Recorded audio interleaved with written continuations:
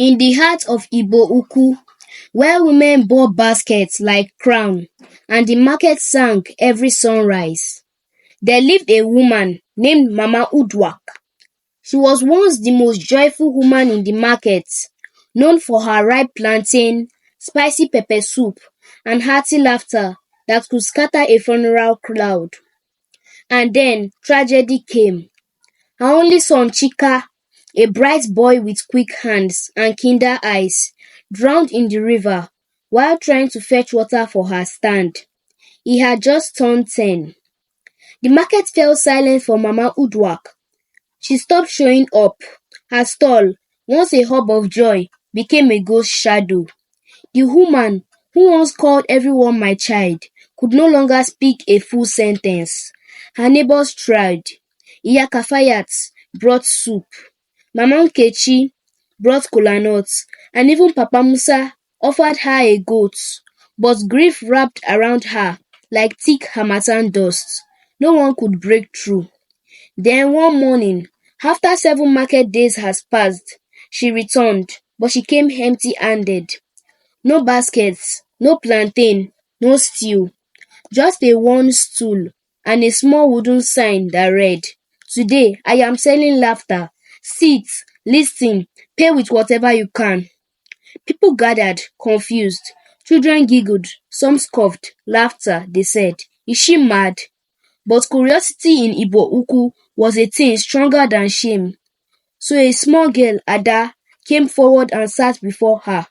Mama Uduak looked the child in the eye, held her cheeks with both hands, and whispered, "Do you know the story of the chicken who wanted to marry a crocodile?" Ada's eye widened. She shook her head. Mama Uduak began to tell story softly, then louder, with rhythm and dramatic flair. Her arms moved, her eyes twinkled again. The story made no logical sense, but Ada burst out laughing. Then her mother laughed. Then a trader laughed. Then the butcher, who had not smiled in months, snorted like a pig and clapped his hand. The following market day, more people came, not to buy onions or beans, but to sit and listen. Some paid with yam, others dropped coin. A man once gave her a cockerel. Mama Uduak's stories were strange and beautiful.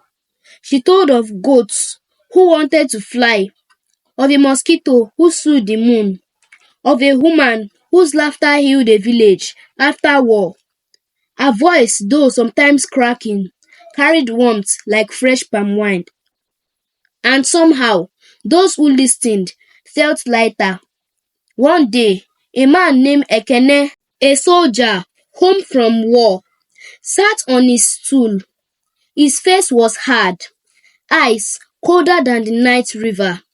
Everyone watched. No one had seen him smile since he returned with a limp and a scar across his neck. Mama Uduak sat before him, silent for a moment, then she asked, "Have you ever heard of the yam who didn't want to be eaten?" Ekene said nothing. She told the tale anyway, full of rebellion, of a stubborn yam who hid in a tree and rolled down the hill whenever someone approached. It danced, it insulted the farmer, it pretended to be a baby and entered the naming ceremony. At the end, Mama Uduak chuckled quietly and said, "But one day, the yam jumped into the fire on its own because it realized sometimes being consumed is the only way to feed others." Ekene didn't laugh, but he wept. He placed a brass ring on the stool and walked away, his limp lighter than before. Word spread. Even people from neighboring village began to visit Uku, not for meat or cola, but to find the woman who sold laughter like balm. Then one market day, Mama Uduak didn't come.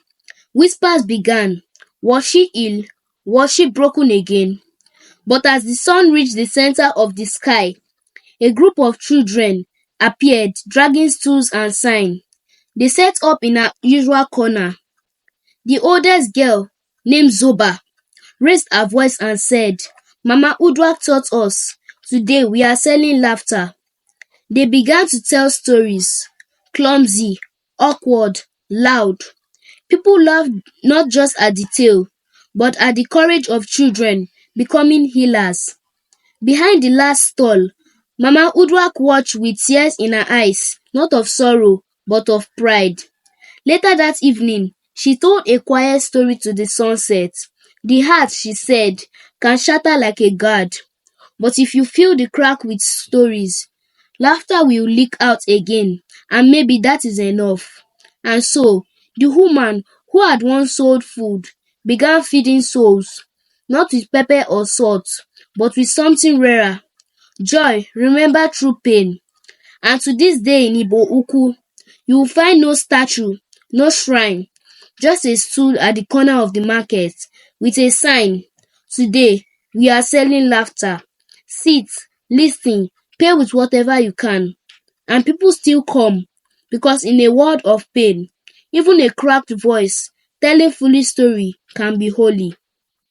The moral lesson for this story is that laughter is a medicine.